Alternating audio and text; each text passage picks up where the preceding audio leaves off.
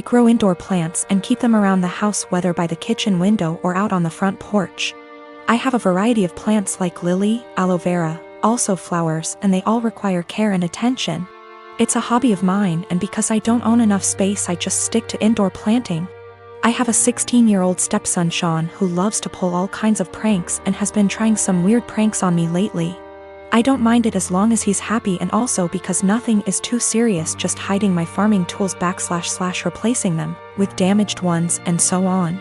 He just keeps messing around like any other kid.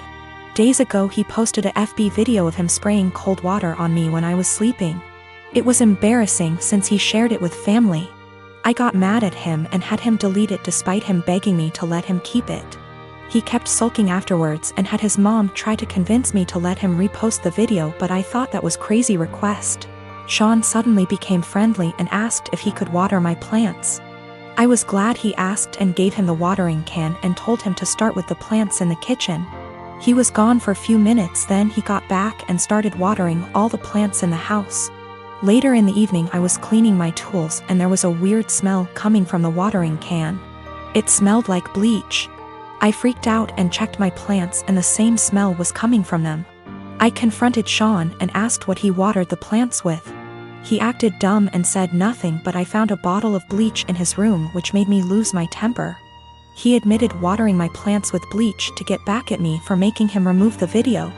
I was mortified. I immediately canceled the weekend trip to the national park that he was looking forward to.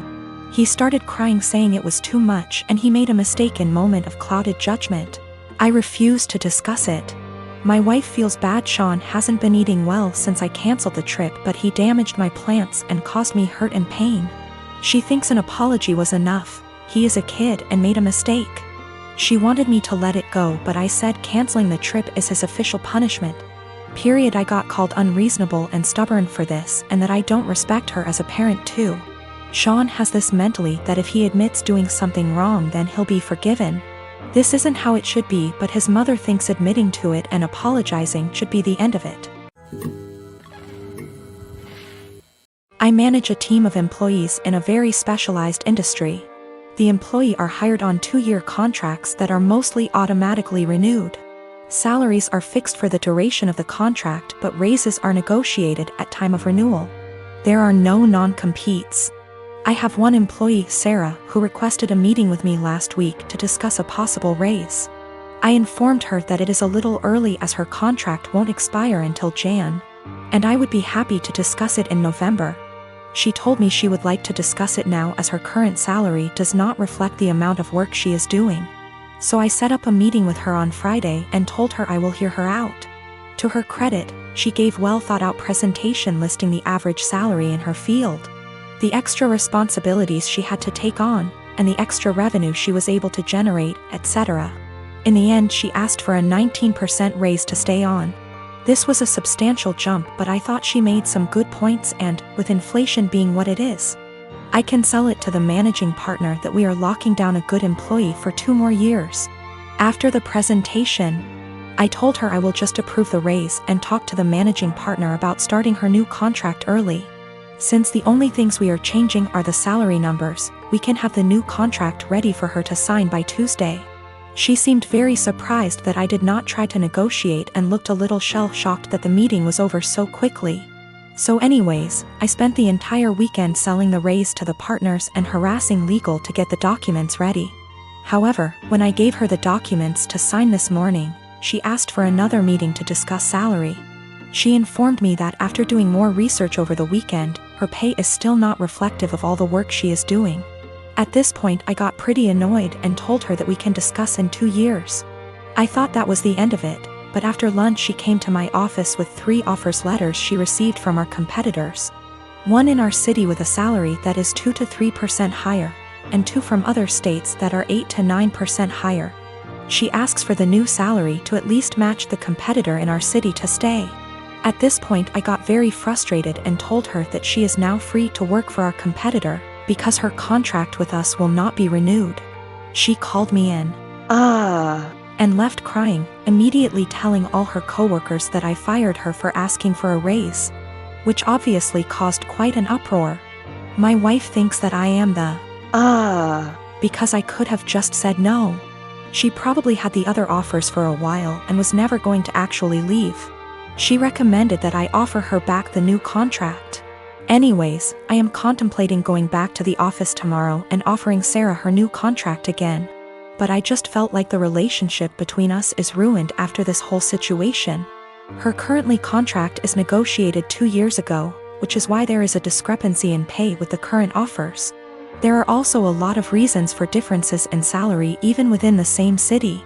Perhaps less PTO, maybe more responsibilities, maybe they lock them in the contract for 3 years instead of 2. Which is happening more and more now. Maybe they have a non-compete, or maybe they are better. I can't say. Her contract expires Jan, so she has plenty of time left at the company if she wants to finish out. Sarah is WFH today, so I sent her an email apologizing for overreacting yesterday, and informing her that she is an important member of our team and that I worked really hard to get her the raise she initially requested. The new offer still stands provided she return the signed contract to me today before 5 p.m. I would be happy to execute it immediately and get her sorted out before the next payment period. She emailed back also apologizing for her reaction yesterday and said that she enjoyed working here and feels like she really has an opportunity to grow. But she then ended the email asking if I would still be willing to reconsider upping the offer to match her other offer. At this point, I just can't even anymore.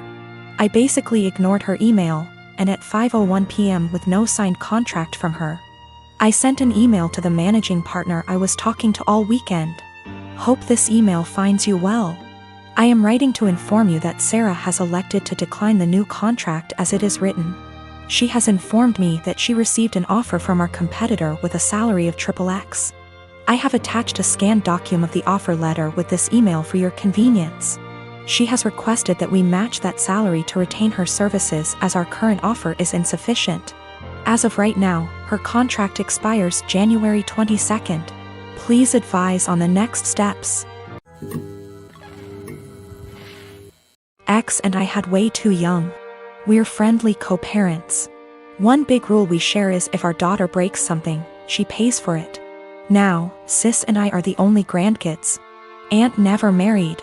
Instead, she worked with GMA and GPA at their Seams Tri-store, and took it over when they retired. Sis's girlfriend proposed last year. GPA offered to make FSIL a custom suit, which she was over the moon about. GMA had me ask Sis what her dream dress was and record the convo.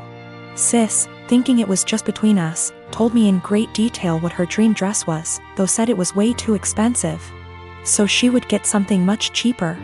Well, a few months later GMA surprised Sis with her dream wedding dress.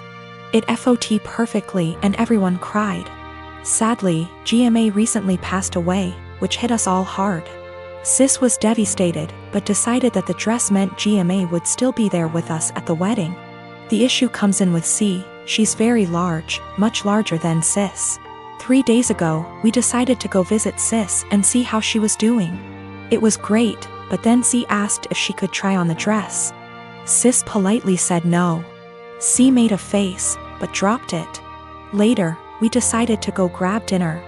Sis and I went to pick up our orders, but C decided to stay and play with Sis's dog. We got back, and the dress was destroyed.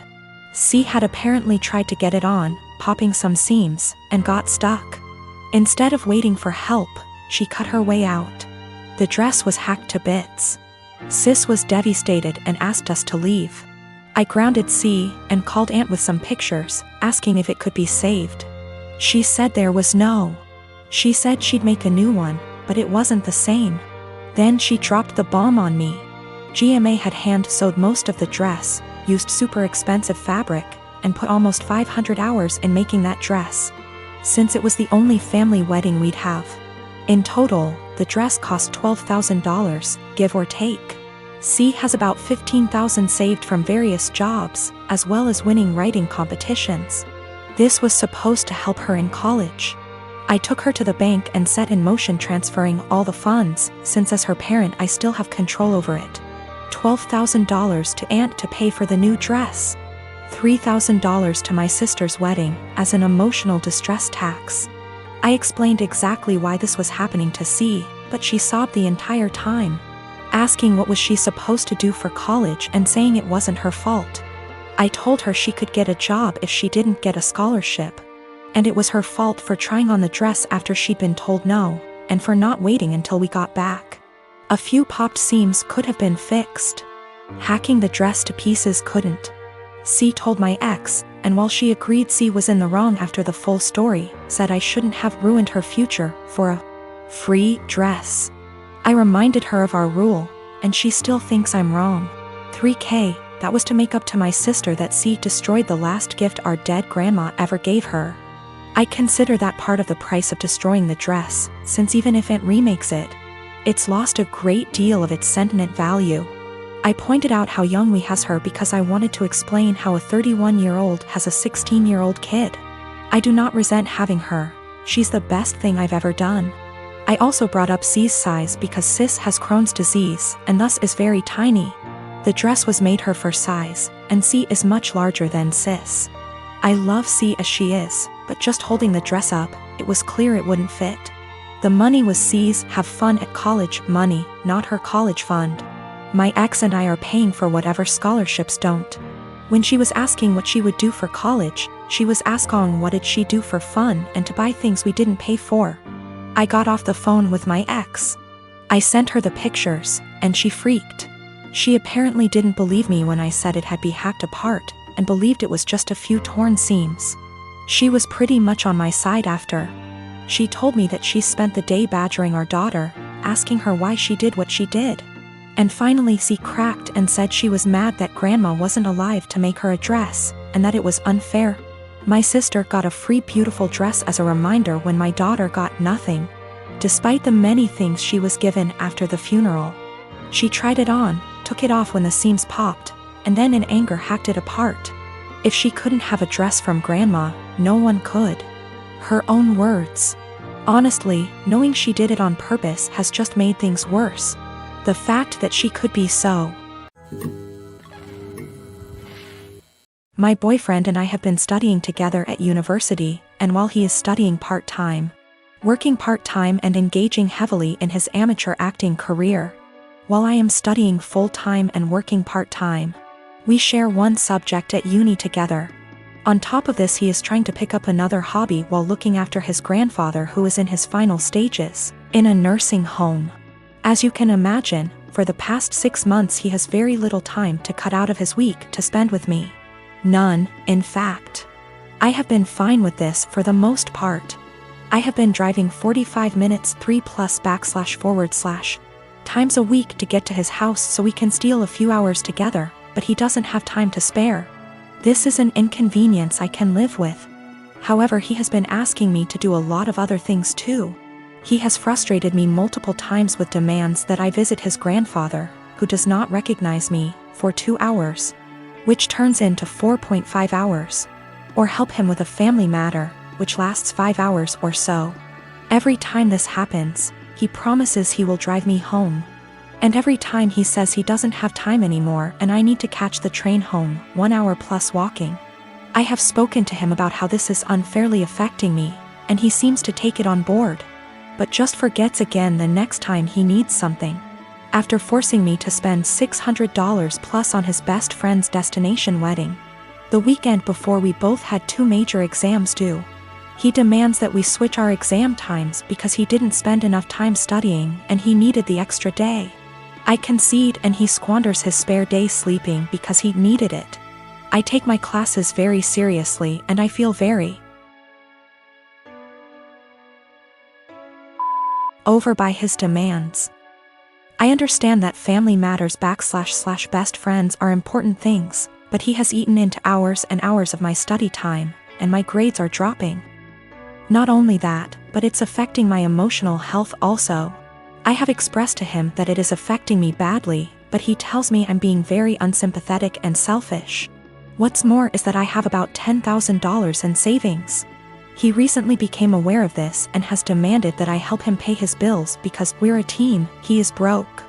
I helped him with a few, but drew the line after $500 because he is very irresponsible with money and there's only so much I can pour out before it seriously affects me. He is also demanding that I give him access to my bank account because we are in this together. And he wants to marry me one day, so we should start sharing now. I don't really know what to do. I want to be a good girlfriend and do what he needs me to do right now, but it's beginning to affect my health.